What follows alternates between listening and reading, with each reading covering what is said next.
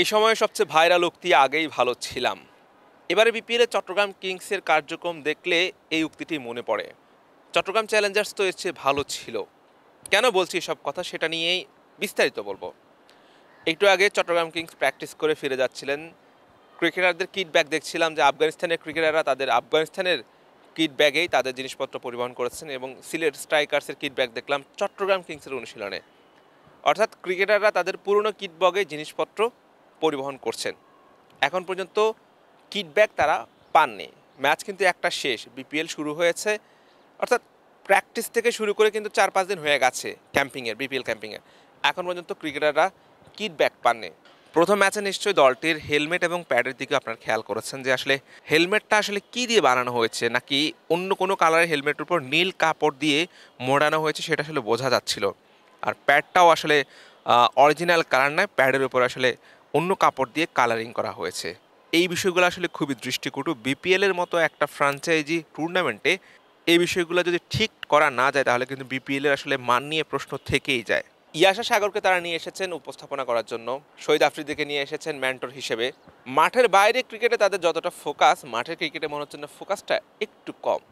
তবে চট্টগ্রাম কিংসের ভাগ্য খারাপ এটাও বলতে হয় যে সাকিব আল হাসানের মতো বড় নামকে তারা ইনক্লুড করেছিলেন, কিন্তু সাকিব তো আসতে পারেননি। মঈন আলী আসার কথা ছিল, তিনিও আসবেন না। অ্যাঞ্জেলো ম্যাথিউস তিনি আসার কথা ছিল, তিনিও আসবেন না।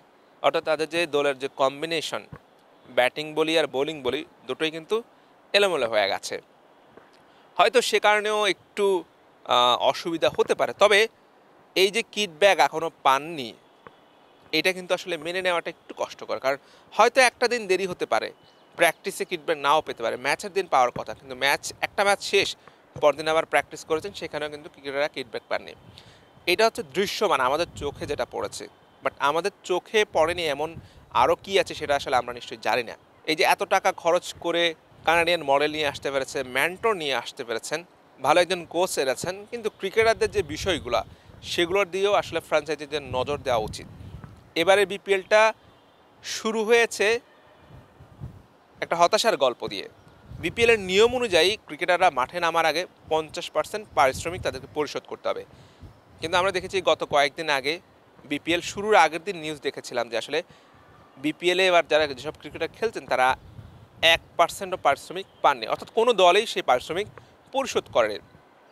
এটা কিন্তু একটা অ্যালার্মিং বিষয়। আরও অ্যালার্মিং বিষয় হচ্ছে যে কয়েকটা ফ্র্যাঞ্চাইজি, অর্থাৎ 2-1টা ফ্র্যাঞ্চাইজি ছাড়া বাকি ফ্র্যাঞ্চাইজিগুলো ব্যাংক যে গ্যারান্টার, অর্থাৎ ফ্র্যাঞ্চাইজিগুলো যদি ক্রিকেটারদেরকে পারিশ্রমিক পরিশোধ না করে, তারা বিসিবির কাছে যে ব্যাংক গ্যারান্টি দেয় সেখান থেকে বিসিবি চাইলে ক্রিকেটারদের বেতন বকেয়া পরিশোধ করতে পারবেন। কিন্তু সেই ব্যাংক গ্যারান্টিও 2-1টা ফ্র্যাঞ্চাইজি ছাড়া বাকিরা দেয়নি। আর চট্টগ্রাম কিংসের কথা বলতে হয়, তারা তো তাদের যে ফ্র্যাঞ্চাইজি ফি সেটা আরও একটা কিস্তি সম্ভবত তাদের বাকি আছে। এর আগে চট্টগ্রাম চ্যালেঞ্জার্স নামে বিপিএল ফ্র্যাঞ্চাইজি ছিল, সেই দলের মালিকানা ছিল আক্তার গ্রুপ। এবার সামির কাদের চৌধুরী চট্টগ্রাম কিংসের মালিক। আক্তার গ্রুপের বিরুদ্ধেও কিন্তু অভিযোগ ছিল যে তারা ক্রিকেটারদের পারিশ্রমিক বাকি রেখেছেন, কিন্তু তাদের এত অভিযোগ ছিল না তাদের বিরুদ্ধে, বা এত অনিয়মও দেখা যায়নি সেই চট্টগ্রাম চ্যালেঞ্জার্সের বিপক্ষে। এবার যতটা হচ্ছে, চট্টগ্রাম কিংসের আগে দল ছিল বিপিএলে, তারা আগে কয়েকটা মৌসুম চালিয়েছেন, এবার আবার দীর্ঘদিন গ্যাপের পর আবার বিপিএলে ফিরে এসেছেন। হয়তো প্রথম আসর হিসেবে দীর্ঘদিন গ্যাপ থাকার কারণে হয়তো তাদের গুছিয়ে নিতে একটু কষ্ট হচ্ছে, বা বিষয়গুলো আসলে তারা এখনও ম্যানেজমেন্ট করতে পারেনি। আশা করছি যে কয়েকদিনের মধ্যে সেটা ঠিক হয়ে যাবে। মাঠের বাইরে তাদের যেমন ফোকাস আছে, মাঠের বাইরে ক্রিকেটটাকে যে জমিয়ে তোলার চেষ্টা করছে, যেমন মাঠের ক্রিকেটটাও আশা করছি সেভাবে ফোকাস দিবেন এবং মাঠের ক্রিকেটটাও ভালো খেলবেন। ইতিমধ্যে তারা কিন্তু প্রথম ম্যাচে হেরে গেছেন। শামীম হোসেন পাটোয়ারি দারুণ ব্যাটিং করেছেন। তাদের যে ব্যাটিং বোলিং লাইন আপের কথা বলছিলাম, যে সাকিব আল হাসান যদি থাকতো, মঈন আলী, অ্যাঞ্জেলো ম্যাথিউস, তারা যদি থাকতো তাহলে কিন্তু তাদের দলটা অনেক স্ট্রং হতো এবং চ্যাম্পিয়ন একটা টিম হতো, সেটা বলা যায়। সেই দিক থেকে আসলে তাদের আসলে ভাগ্য খারাপ বলতেই হয়। সেই সঙ্গে ভাগ্য খারাপ, ম্যানেজমেন্টও কিছুটা খারাপ এখন পর্যন্ত। তবে আমরা আশা রাখছি যে আসলে কয়েকদিনের মধ্যে সব কিছু গুছিয়ে তারা একদম একটা পেশাদার ফ্র্যাঞ্চাইজি হিসেবে সব কিছুই আবার সুন্দরভাবে পরিচালনা করবে। সাইনার মান, বিডি ক্রিকেট।